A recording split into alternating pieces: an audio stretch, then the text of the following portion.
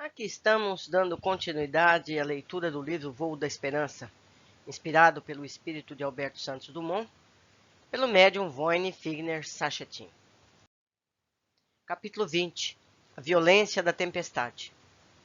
As chicotadas da chuva batendo na fuselagem faziam um barulho infernal dentro da aeronave, parecendo que gigantes rolavam imensos tambores de metal pelas escadas do infinito. Os trovões roucos e raivosos respondiam às chibatadas de fogo dos raios, cortando as nuvens, fragmentando o céu, parecendo galhos de árvores de fogos acesas pela natureza em fúria. Juntando-se à violência dos elementos, o vento empurrava a máquina com suas turbinas moçantes, jogando-a de um lado para o outro, como se fosse um barquinho de papel navegando num lago furioso. Eu lembro a vocês que esse é um avião que para nós hoje é antigo. É um avião de mais de 50 anos atrás, dos dias de hoje, certo? Os cintos de segurança foram apertados por ordem do comandante.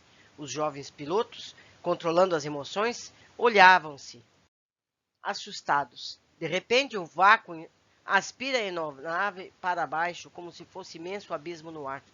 O avião geme os motores, tentando reequilibrar-se ante a violência da tempestade. As bagagens de mãos, nos bagageiros, acima das cabeças, caem nos corredores e o pânico se instala. Um golpe de vento joga a ponta da asa esquerda para cima. Mesmo com os cintos apertados, os passageiros se amontoam sobre o vizinho da direita e o pavor se reflete nas faces. O comandante preocupa-se porque já iniciara os procedimentos para aterrissagem. Os pilotos sabiam que o mais grave nessas situações é a perda de altura e, conforme a topografia do terreno sobre o qual se voa, a aeronave pode se espatifar contra algum monte ou montanha.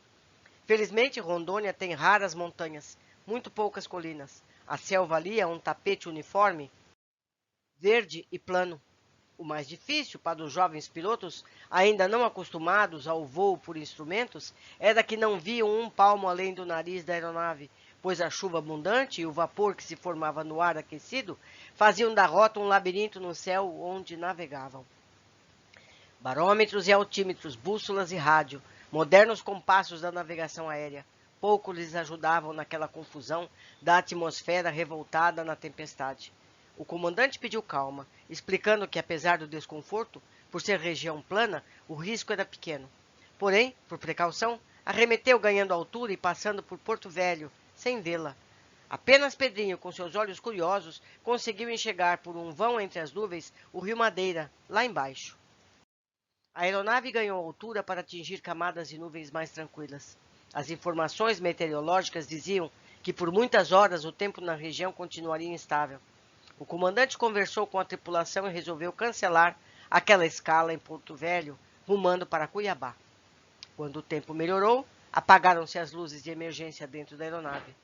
O comandante explicou aos passageiros que fenômenos como aqueles não são raros, mas sempre muito desconfortáveis e preocupam muito, apesar do pouco perigo. Ele tinha informação que lá na frente, em Cuiabá, o tempo estava chuvoso, porém sem ventanias, trovões ou relâmpagos. A jornada continuou. Voavam serenamente na altura de cruzeiro, na rota firme. Aproveitando a oportunidade de ensinar, o comandante explicou a Pedrinho e Roberto que o bom piloto não é aquele que sai de uma situação perigosa, mas aquele que não entra nela. Por isso julgava que a decisão de cancelar a escala em Porto Velho foi correta.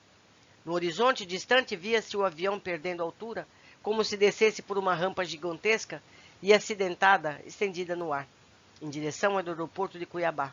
Sacolejando, chegariam lá. Fora das nuvens, viam no horizonte uma cena grandiosa. Os meandros do rio Cuiabá se espraiando na mata, parecendo serpentes enormes que penetravam na selva deslizando para o sul, para contribuir na formação do Pantanal Mato-Grossense. Quando o avião circulou sobre a cidade, Roberto, como ávido leitor que era, se lembrou da história dos bandeirantes que ficavam suas botas naquela região, na depressão formada pelo leito do rio, onde as bateias separavam o ouro e a areia do solo cuiabano. Entre os pingos da chuva, ele viu pelo para-brisa a capital moderna emoldurada pelo rio Cuiabá. Os edifícios lançavam-se aos céus inspirados no amor ao trabalho. Conforme a aeronave perdia altura, buscando a pista do aeroporto, ele notou a diferença entre a cidade histórica e as construções modernas ao redor. Ouviam-se os ruídos do trem de pouso se abrindo, os flaps aerodinâmicos levantando-se das asas e o ruído dos reversores das turbinas freando a máquina prateada. Quando os reversores se soltaram, a aeronave parou de vibrar e deslizou suave na pista, procurando os portões de desembarque. Ao parar, o comandante experiente pediu para Pedrinho e Roberto examinarem a fuselagem. Ele tinha quase certeza, pela violência dos ruídos da ventania, que alguma parte do corpo do avião deveria estar danificada. Eles desceram pela escada antes dos passageiros. De fato, na traseira da fuselagem, do lado esquerdo, acima da cauda, havia um amassado no alumínio com mais de 2 metros de comprimento, por 60 centímetros de largura. Felizmente, as partes vitais, como o leme e a cauda, não foram atingidos. Relataram ao comandante os seus achados, opinando que não havia perigo de continuar o voo. Técnicos da companhia aérea em Cuiabá foram consultados. Os passageiros desembarcaram, a aeronave foi minuciosamente examinada. Não havia problema para o prosseguimento do voo. O tempo perdido na pesquisa foi compensado pela passagem sem escala por Porto Velho. Os passageiros que deveriam desembarcar na capital de Rondônia seriam transferidos para outro voo que vinha de Campo Grande. Os moços, naquela ocasião, tiveram seu batismo de fogo, ou de água e vento, conforme brincou Roberto. Vinham acumulando experiências com as horas de voo. Todos reembarcaram, o comandante explicou aos passageiros que voariam sem problemas até Campo Grande e São Paulo. A decolagem, apesar de pista úmida, foi normal. Ultrapassaram as nuvens de chuva, que foram diminuindo. Agora voavam tranquilos e logo chegaram à imaginária rampa de descida. Atravessando as nuvens chuvosas, com muitos solavancos, aproximaram-se da bela capital de Mato Grosso do Sul, Campo Grande. Com suas áreas verdes, belos parques, mostrando ao seu redor o respeito ao meio ambiente, como um progresso caminhando junto ao bom senso para conservarem o Pantanal maravilhoso. Do alto, viam-se os verdes cenários encharcados de água e gigantescas árvores mergulhadas no imenso lago formado pela chuva na planície ampla.